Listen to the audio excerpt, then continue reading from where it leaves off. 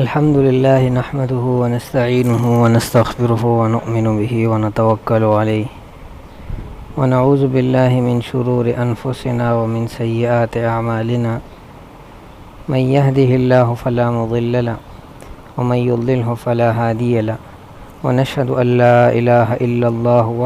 وحده لا شريك له ونشهد أن محمدا عبده ورسوله اما بعد فاعوذ باللہ من الشیطان الرجیم بسم اللہ الرحمن الرحیم۔ کتاب الفتن کے بارے میں اور کتاب الفتن میں صحیح، ضعیف اور حسن روایات کے بارے میں بعض حضرات کا یہ اشکال ہے کہ ان میں اجمال اور ابہام وہ پایا جاتا ہے، تو اس وجہ سے ان روایات کو ہم مستدل کے طور پر نہیں لے سکتے، کیونکہ جس میں اجمال ہے تو تفصیل نہ ہونے کی وجہ سے تطبیق ممکن نہیں، اور ابہام ہونے کی وجہ سے کسی متعینہ زمانے یا شخصیت پر اس کا انطباق درست نہیں۔ لہٰذا کتاب الفتن میں چونکہ اکثر روایات اجمال اور ابہام پر مبنی ہوتی ہے، اس وجہ سے ان روایات کو لینا اور ان روایات کو بیان کرنا یا ان میں تطبیق کا طریقہ اختیار کرنا یہ درست نہیں ہے۔ تو اس کا جواب یہ ہے کہ ان روایات کے اجمال اور ابہام کا معاملہ بسا اوقات وہ اجمال ہی مقصود ہوتا ہے اور ابہام ہی مقصود ہوتا ہے، اور اس ابہام اور اجمال میں انسان کی آزمائش اور اس کی ایمان کی قوت و ضعف کا امتحان لینا منظور نظر ہوتا ہے۔ اسی لیے محدثین نے کتاب الفتن کو اسی اجمال اور ابہام کے عنصر کے پائے جانے کی وجہ سے فتن کا نام رکھ دیا،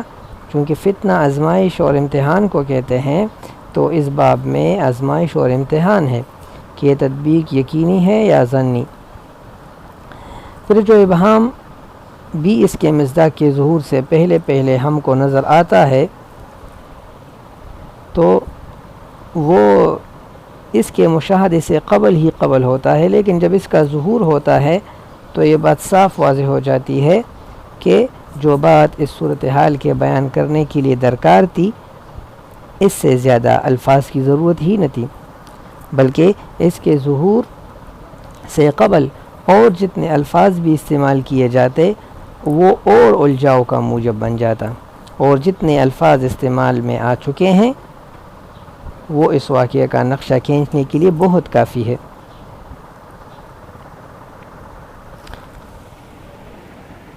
اسی طرح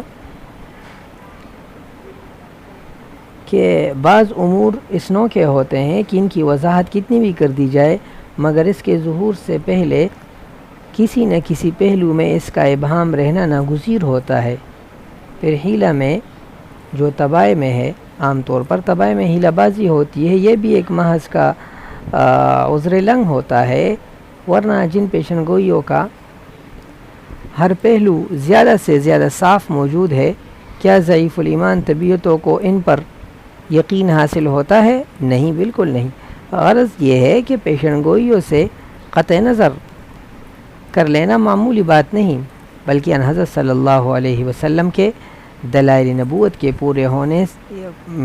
ایک باب سے یعنی اعراض کرنے کے مترادف ہے، اور اس سے قطع نظر کر لینا ہے۔ اسی طرح ایک اعتراض یہ کیا جاتا ہے کہ یہ بعید از قیاس ہونا یہ دور کی بات ہے، تو رسالت اور خدائی پیغمبری کے تسلیم کر لینے کے بعد اس سے بڑھ کر کوئی بات بعید از قیاس نہیں ہوتی۔ اس کی وجہ ان کا بعید از قیاس ہونا نہیں، بلکہ انسانی فطرت کا یہ ضعف ہے کہ وہ اپنے مشاہدات و تجربات کے سوا غیوب پر ایمان لانے ہی کو ایک کٹھن منزل تصور کرتی ہے، خواہ و پیشن گوئیہ ہو یا احوال محشر یا جنت و دوزخ کا حال۔ بلکہ ایک بڑی سفاہت اور بیوقوفی یہ ہے کہ وہ جن اور ملائکہ کے وجود کا کبھی قائل ہونا نہیں چاہتے، حالانکہ اب موجودہ تحقیقات کی بنا پر بھی عالم روحانیت پر کچھ دور تک دسترس ہو چکی ہے۔ اور بعید ہو از قیاس ہونے کا مسئلہ تو رسالت اور خدائی پیغمبری تسلیم کرنے کے بعد اس کا سوال ہی پیدا نہیں ہوتا، کیونکہ جو بات مادی عقول کے لیے یہاں سب سے زیادہ بعید از قیاس ہے وہ اللہ کا وجود اور ایک انسان کا اس کی جانب سے رسول ہونا ہے۔ جب دلائل و بینات کی روشنی میں یہ دعویٰ قابل تصدیق ہو جاتا ہے تو اس کے بعد اس کی ایک خبر کو بھی بعید از قیاس کہنا، یہی بات سب سے زیادہ بعید از فہم ہوتی ہے۔ اس لیے جب صدیق اکبر رضی اللہ عنہ کو آپ کے سفر معراج کی خبر پہنچی تو انہوں نے فوراً اس کی تصدیق فرما دی اور عجب جزم و اطمینان کے انداز میں فرمایا کہ جب ہم آسمانوں کی خبروں کے معاملے میں آپ کی تصدیق کر چکے ہیں تو پھر یہ خبر تو زمین ہی کی ایک خبر ہے۔ اسی طرح بعید از قیاس کے بارے میں یہ بھی ہے کہ صحابہ کرام کی جانب سے ان کے متعلق سوالات بھی منقول ہے، لیکن آپ کے جوابات سے معلوم ہوتا ہے کہ کوئی بات مشاہدے سے قبل کتنی ہی بعید از قیاس نظر آ رہی ہو، وہ بات مشاہدہ کے بعد کتنی قرین قیاس ہو جاتی ہے۔ مثلا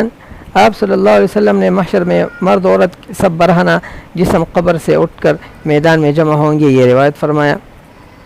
یہ سن کر حضرت عائشہ رضی اللہ عنہ کی طبی غیرت کو متحرک ہو گئی اور انہوں نے عرض کیا کہ یا رسول اللہ، پھر تو یہ بہت کٹھن مرحلہ ہوگا۔ آپ صلی اللہ علیہ وسلم نے فرمایا ہوگا تو یوں ہی، مگر اس دن مخلوق کی بدحواسی کا یہ عالم ہوگا کہ اپنی جان کے سوا کسی دوسری کی جانب خیال ہی نہیں جائے گا۔ آج بھی غیر معمولی پریشانیوں میں آدمی کے اوپر اس قسم کا دور گزر جاتا ہے کہ جو دن انسانی ذلت اور بیچارگی کے مشاہدے کے لیے مقرر ہو چکا ہے، اس دن اس کی برہنی پر سوال ہی کیا؟ اس کا کیا مطلب؟ یہ خدا تعالیٰ کے مقدس انبیاء کرام ہی ہوں گے کہ وہ اس عام منظر میں بھی لباس فاخرہ میں نظر آئیں گے۔ ایک دوسری روایت میں آپ صلی اللہ علیہ وسلم نے فرمایا کہ محشر میں ایک جماعت سر کے بل چڑھتی ہوئی آئے گی۔ چونکہ یہ بھی ایک خلاف عادت بات تھی، اس لیے یہاں بھی تعجب کے ساتھ آپ صلی اللہ علیہ وسلم سے سوال کیا گیا تو آپ صلی اللہ علیہ وسلم نے فرمایا جس قادر مطلق نے آج ان کو پیروں سے چلنے کی طاقت دی ہے، وہی ذات ان کو سروں کے بل بھی چلنے کی طاقت دے گا۔ تو آپ صلی اللہ علیہ وسلم نے بعید از قیاس ہونے کے معاملے کو خود رفع فرمایا۔ قرآن کریم نے بھی قیامت میں خود انسان کے اعضاء اس کے اعمال کی شہادت دیں گے، یہ فرمایا۔ یہ بھی جتنا بعید از قیاس مسئلہ ہے ظاہر ہے، مگر جب انسان متحیر ہو کر اپنے اعضاء سے یہ کہے گا کہ تم بھی آج میرے خلاف شہادت دے رہے ہو، تو ان کا جواب خود قرآنی الفاظ میں یہ منقول ہے، انطقنا اللہ الذی انطق کل شیء، یعنی جس ذات توانا نے ہر چیز کو طاقت گویائی بخشی ہے، اسی نے آج ہم کو یہ طاقت بخشی ہے۔ اسی مقام سے ان احادیث کی شرح بھی سمجھ لینی چاہیے جن میں قرب قیامت میں حیوانات اور انسانی اعضاء حتیٰ کہ سواری کے چابک کے پندے کے کلام کا ہونا مذکور ہے۔